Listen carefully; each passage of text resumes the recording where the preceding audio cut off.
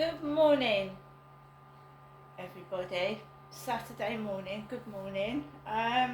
Yeah. So I'm at home this weekend. I didn't go out anywhere yesterday. It was my son's birthday. Um, not mine. So yeah. Alexa. Good morning. Good morning.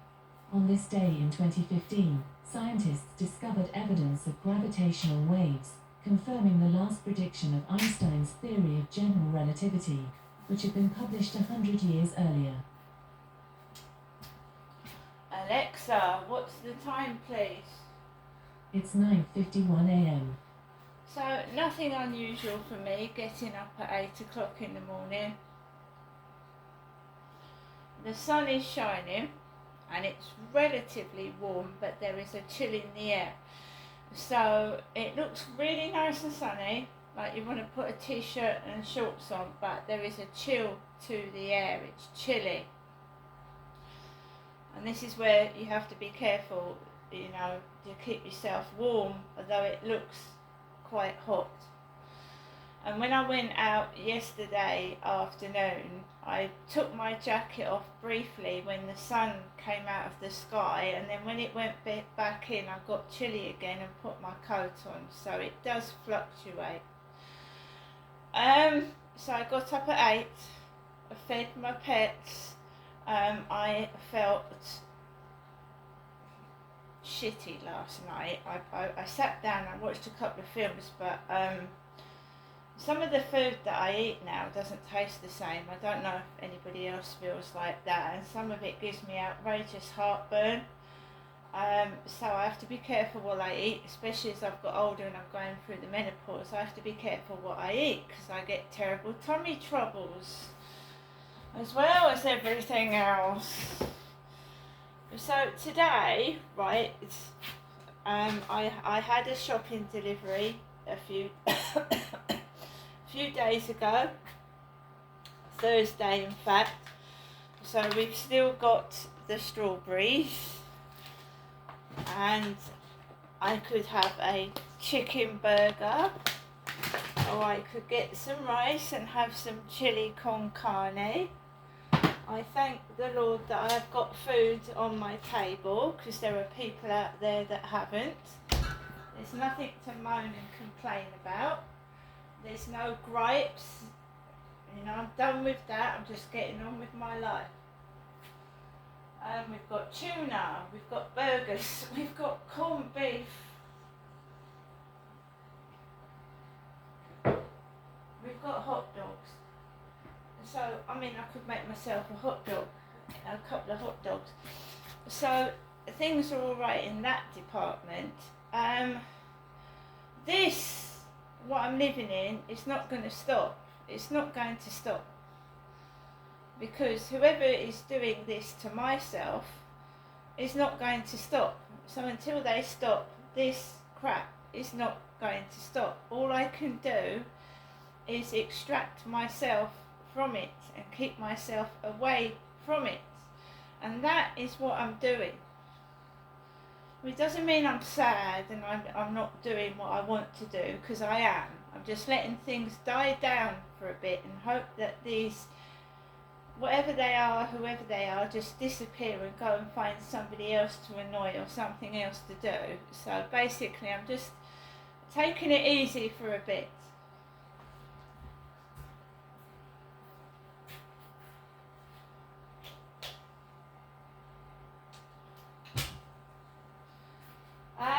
I should tell you what has gone on, because that's what I do, but I'm not interested in them. I don't want to take them. I'm not interested in them. They can do what they like. I'm not interested. It nearly drove me to a nervous breakdown. That business with the dog next door, nearly. Just not interested in it anymore. It's just play acting, and they can go and act somewhere else. So basically, just after 9, I went out early today. I took Max out for a walk on the Rochester Riverside Field. The sun is shining, it's lovely, and it was fairly quiet. there was one chap on the field, and then there was one young lady, and then I was able to come off with a woman coming onto the field with a black dog as I was coming up. The builders are still building, well, they're still like preparing the plants and the pavement area for the flats for the over 55s. So the builders were working. I had a fairly good sleep. I've got no complaints because I felt quite crap. What I do is I turn everything up loud, and I put fans on, I leave the telly on, and then if I can't hear anything anyway, so that's cool. I go to sleep with noise now. I've got used to it. So I've either got a fan on, I've got Alexa playing sleep jar noises, or I've got the TV set on. I've got used to it anyway. So basically, next door takes their dog out relatively the same time as myself. So they take the dog out. It's not stopping me going out taking my dog out, by the way, because I heard it squealing. I walked straight out of my door, I walked straight out of the communal door, and I went up onto the path and onto the field. No one is stopping me doing what I want to do. Right? And whoever's sending these ridiculous messages, they're being ignored, so I've got none this morning, which is good.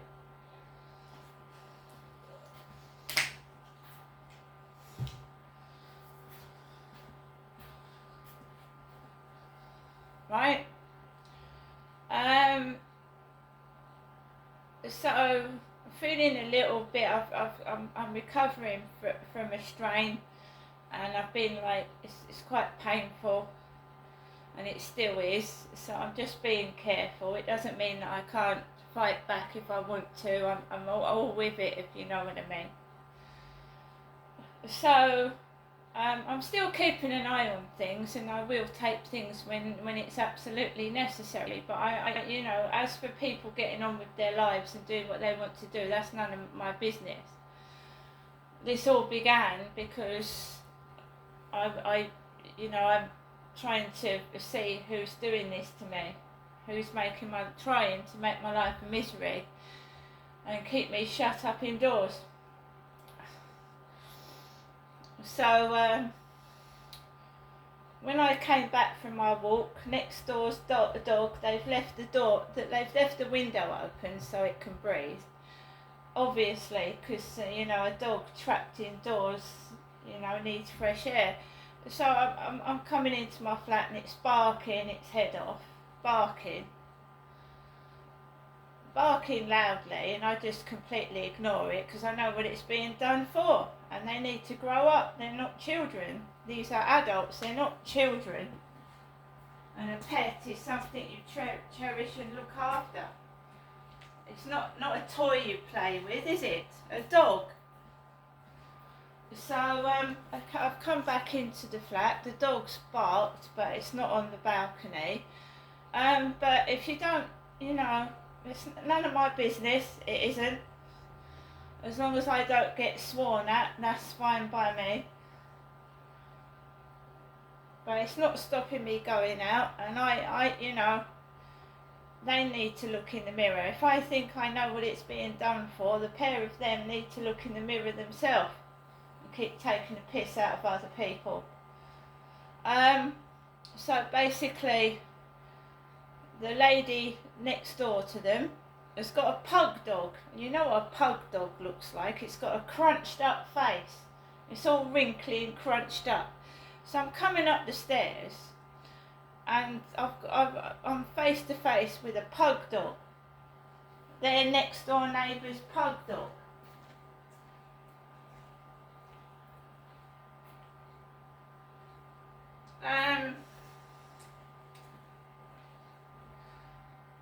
So why would people continue to do what they're doing when I'm quiet anyway. There's nothing going on. I'm not disturbing them. I'm just living my own life. I don't answer filthy messages. I don't want to talk to anybody on WhatsApp. I think it's disgusting that you can't meet somebody face to face. And that's the end of it, really. So I've had a nice walk with my dog. Jennifer is my mother, my mum. And when you're my age, you don't look like a 20-year-old. And however much you try, we know people like Madonna have tried plastic surgery, and it just doesn't work, does it? Because when you get married, when you need to tell how old you are. You can't. You might look 25, but you're still 70, 75, whatever you are. That's what Madonna is. I don't see the point in covering up your age. I really don't. Because some people are going to find out anyway. And you should be respected the age you are, otherwise you're not going to get any help. I mean, if you're fucking 80 and you look 30, who's going to help you if you need help? So there you go.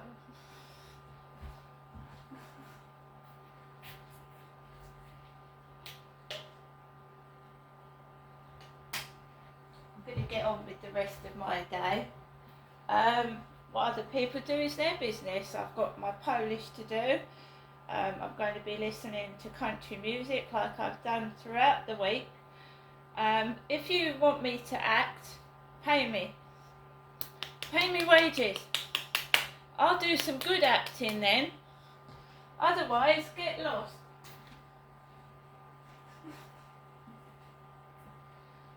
I've cottoned on to what's going on. I really have. Right? Yeah. Everybody goes out for the weekend. Most people do. I'm stuck indoors, yeah. And you want a performance. Well, you're not getting one.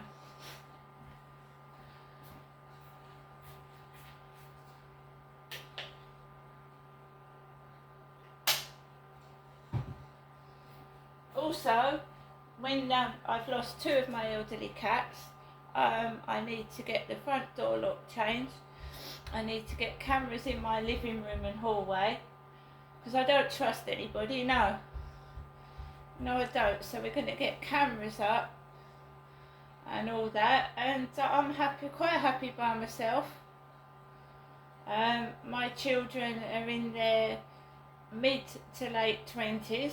I don't have any young children, and I'm just getting on with the latter stages of middle and latter stages of my life. And if people cannot respect that and leave me alone, well, oh dear, never mind.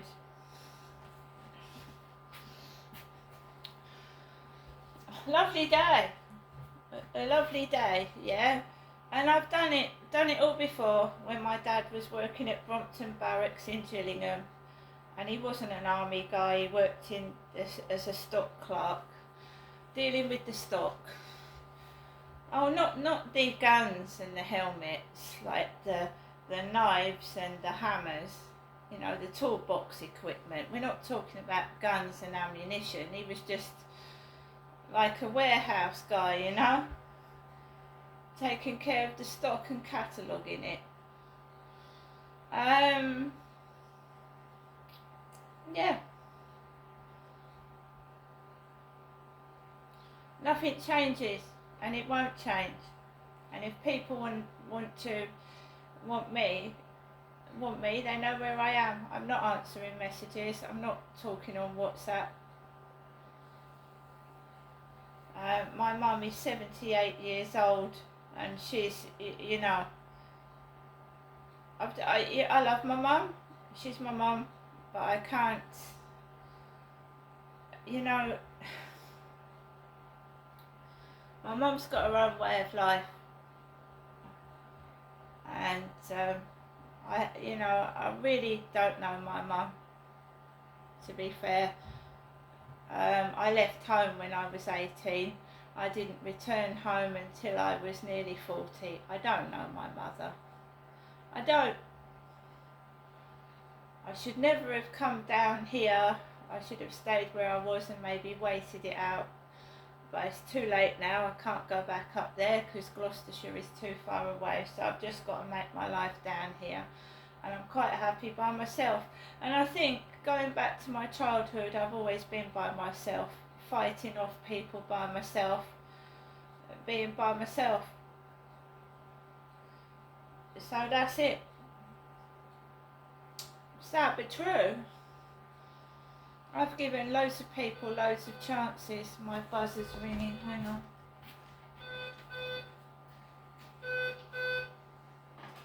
Hello?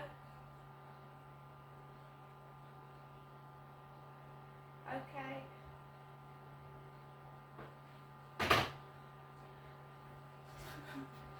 Rochester Net Magazine. She rang my buzzer. Rochester Net Magazine. Rochester Net Magazine. She wants to put that in our letterboxes. The Rochester Net Magazine.